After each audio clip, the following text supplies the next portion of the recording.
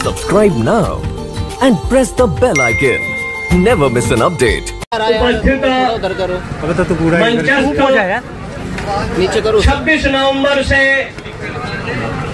अन्न जल का परित्याग करो, अनशन में तत्पर हो। कैमरा उधर आएगा। इस राष्ट्र के प्राण तत्व, उसकी स्क्रीन को उंगली मार दीजिए। ऋषि तत्व के रूप में उपस्थित समस्त मेरे वाली किसान वृंद एवं समस्त किसान संगठनों के प्रतिनिधि वृंद और हमारे बद्री नारायण से पधारे योगी राकेश नाथ जी, पंजाब से पधारे हुए महामंडलेश्वर गिरी जी महाराज, कल की पीठाधीश्वर आचार्य प्रमोद कृष्णम, ब्रजभूषण दास, श्री राम सेना आदि और इलेक्ट्रॉनिक प्रिंट मीडिया के समस्त पत्रकार बंधुओं, इस राष्ट्र की एकता, अखंडता, शांति, समृद्धि में, सृजन में अनादिकाल से और अनंत काल तक कृषि का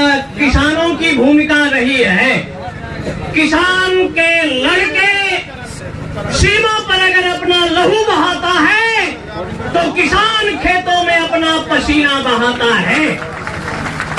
और ऐसी परिस्थिति में यहाँ लगभग इतने दिन बीत गए, कई दौरों की वार्ताएं हुई, लेकिन समाधान नहीं निकलता।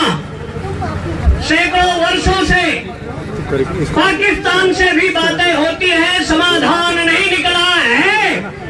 और कभी त्रेता में सत्ता के मद में मदांध होकर सहस्त्रार्जुन ने जमदग्नि का गला काटा था, उनकी मां को 21 बाणों से विद्ध किया था और मां ने तब परशुराम का आवाहन किया था और परशुराम ने फरसा लेकर समझाने का बहुत प्रयास किया, लेकिन सत्ता के मद में मदांध स्वार्थांध होकर जब अनाचार दुराचार की सीमा का अंत होता है तो क्रांति का सूत्रपात होता है।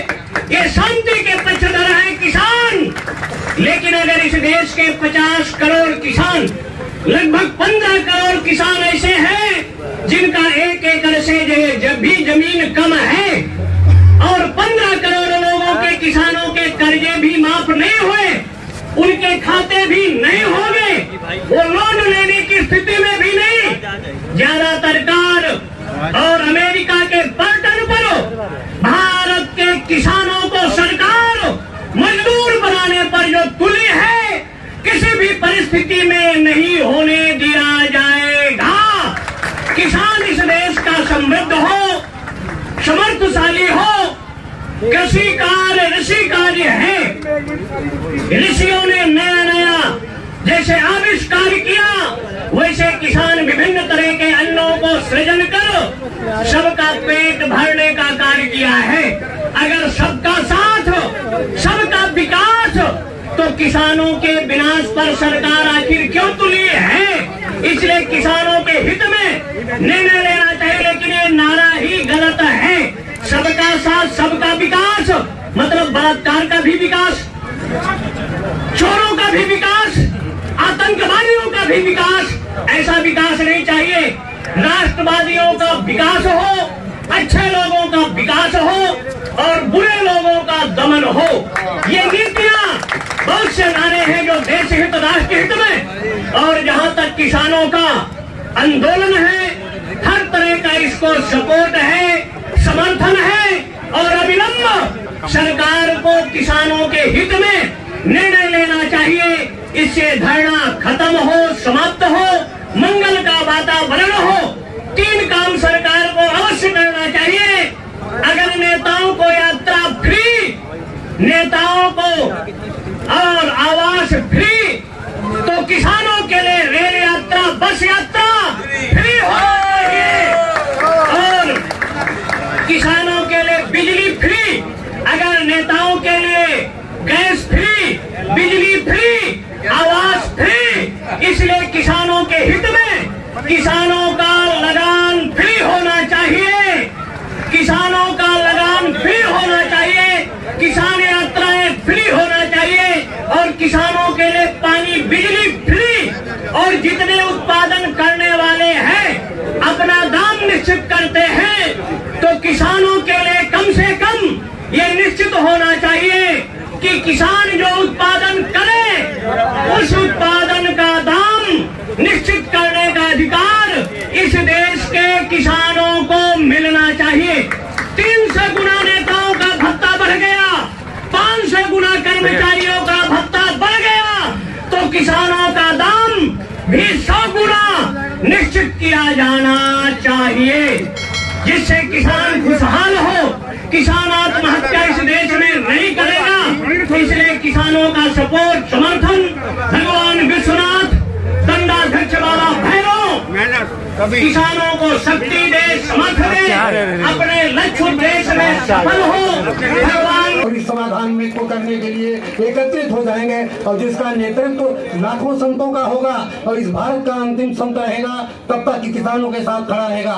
ये किसान धरती पुत्र है, अन्नदाता है, इसको इस संबोधनों से संबोधित करना संत समाज के लिए बड़ा हितकर है, क्योंकि जिस तरीके से संत को एक परिजीवी भी कहा गया है और हमारा भी पालन पोषण करता ये संत समाज ही है। और हमें सदैव से आज भी देश के जितने मठ मंदिर स्थान और मकान महंत चलते हैं हमारे किसानों के योगदान और सहयोग से चलते हैं, और हम लोग भी किसान हैं और किसान पुत्र हैं, इसलिए हम संत जरूर हैं लेकिन किसान और किसान पुत्र भी हैं। इसलिए हम इस सरकार को सद्बुद्धि दे भगवान, हमें ऐसा न करना पड़े कि इस आहुति में हम आहुति करते हैं, यज्ञ करते हैं, लेकिन दुष्टों के विनाश के लिए भी यज्ञ करते हैं। तो अपनी बुद्धि इनकी सुधर जाए, नहीं सुधारने के लिए हम वो भी करेंगे, वो हवन भी करेंगे, वो योग्य करेंगे कि आपको समूल उखाड़ के फेंक देंगे।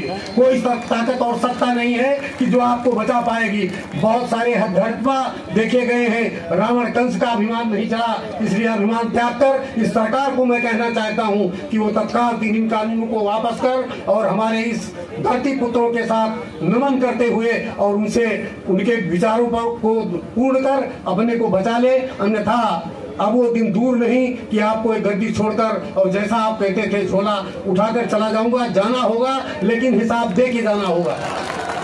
आज आपने जितने भी काम देश में किए हैं, विदेश के लिए किए हैं, आपने तो केवल 2 घरानों को बंधुआ मजदूर हो गए। आज इस देश को अंबानी चला रहे हैं, अदनानी चला रहे हैं, बाकी तो सारे उनके गुलाम हो रहे हैं। आप रेल बेच दिए, आपने हवाई अड्डे भेज दिए, आपने जिसमें लिखा है भारतीय पेट्रोलियम, आप कहते थे कि हम देश बिकने नहीं देंगे, देश झुकने नहीं देंगे, लेकिन ये झूठे वादे। सबसे पहले नंबर हमारे भारत देश के जितने प्रधानमंत्री हुए, यहाँ तक कि जहाँ आप लाल किला फहराते हैं, झंडा फहराते हैं 26 जनवरी और 15 अगस्त को, आपकी संपूर्ण जिम्मेदारी थी उसकी रख रखाव और देखने के लिए, वो भी से आपसे नहीं किया गया, आपने उसको ठेके पे दे दिया। और फिर भी राष्ट्रवादिता की बात करते हैं। हिंदू मुसलमान सिख ईसाई ब्राह्मण बनिया सूद और चमार के नाम पर आप लड़ा रहे हैं, फिर भी अपने को राष्ट्रवादी कहते हैं। आप देश के एक एक अंगुल जमीन चाइना आज तक ले गया मंच से घोषणा करते हैं हमारी जमीन किसी लिए लिया नहीं, हमारा कब्जा किसी ने किया नहीं, और फिर आप भी कहते हैं आज हमारी अरबों लाखों सेनाएं वहां पड़ी हुई हैं, अरबों डॉलर रोज हमारे खर्च हो रहे हैं। क्या कारण है? आप आखिर को तैनात की गई अगर आपकी जमीनें नहीं चली गई? आपने देश का हमने झूठ बोला है, आपको देश से माफी मांगना चाहिए, इन किसानों के सामने नतमस्तक होना चाहिए,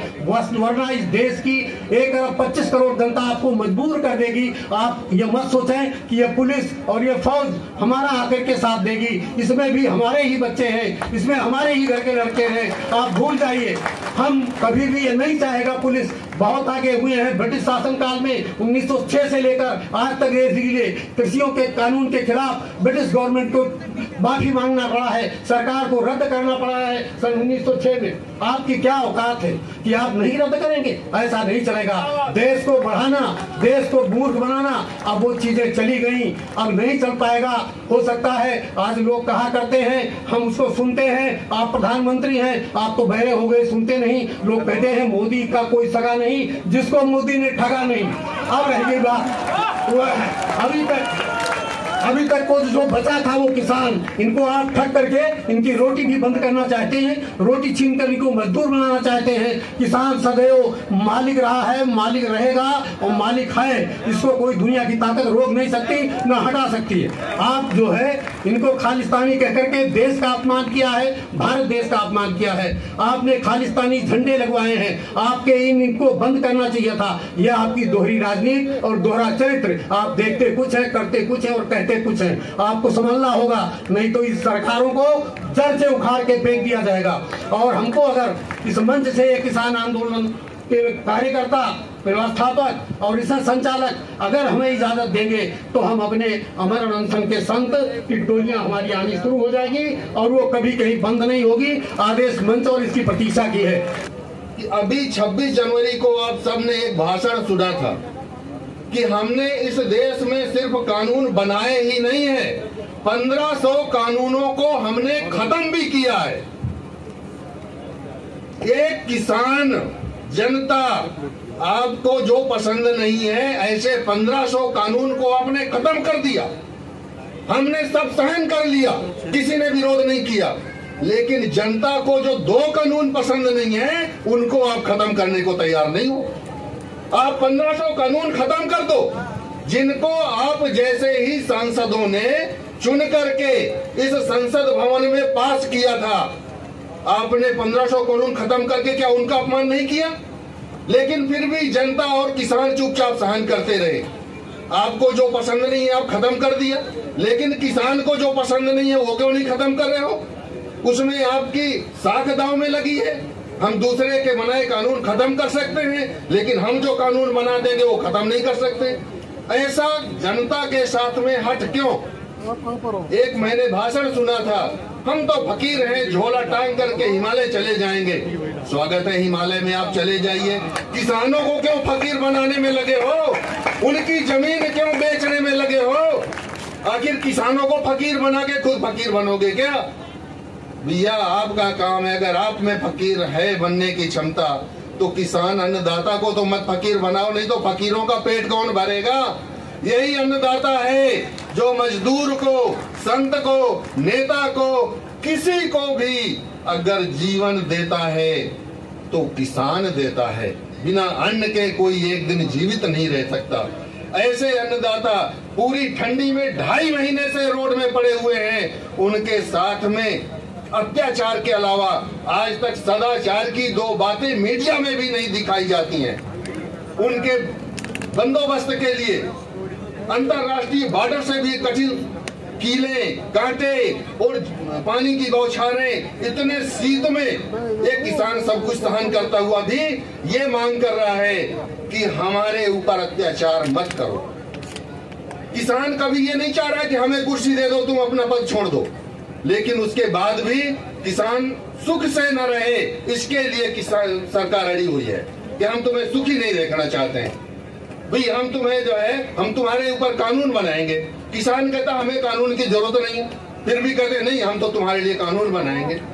वो तो जबरदस्ती थोपा जा रहा है। इसलिए संतों ने यह निर्णय लिया है, आज दिनांक 8 फरवरी 2021 को देश के वर्तमान राजनीतिक परिदृश्य को ध्यान में रखते हुए काशी सुमेर पीठ के जगत गुरु शंकराचार्य स्वामी नरेंद्रानंद सरस्वती जी के पावन सानिध्य में एक महत्वपूर्ण बैठक श्री कल्की पीठाधीश्वर आचार्य प्रमोद कृष्णम जी की अध्यक्षता में कल्की धाम में संपन्न हुई, जिसमें भारत के करोड़ों किसानों की समस्याओं को लेकर चल रहे किसान आंदोलन के संबंध में विस्तृत चर्चा के पश्चात सर्वसम्मति से यह निर्णय किया गया कि भारत के संतों को राष्ट्र हित में किसान और जवान की पीड़ा के साथ खड़ा होना चाहिए। इतिहास साक्षी है, जब जब राष्ट्र के सामने कोई बड़ा संकट आया है तब तब देश के संतों ने राष्ट्र हित में महत्वपूर्ण भूमिका का निर्वहन किया है। अतः भारतीय किसान यूनियन व संयुक्त किसान मोर्चा के तत्वावधान में लगभग 2.5 महीने से चल रहे किसान आंदोलन को राष्ट्र के हित में और संविधान के द्वारा प्रदत्त किए गए अधिकारों के आधार पर उचित मानते हुए अपना समर्थन श्री राकेश चौधरी, राकेश टिकैत जी की यूनियन और संयुक्त किसान मोर्चा यूनियन को यह संत समाज अपना समर्थन देने की खुली घोषणा कर। Subscribe now and press the bell icon. Never miss an update.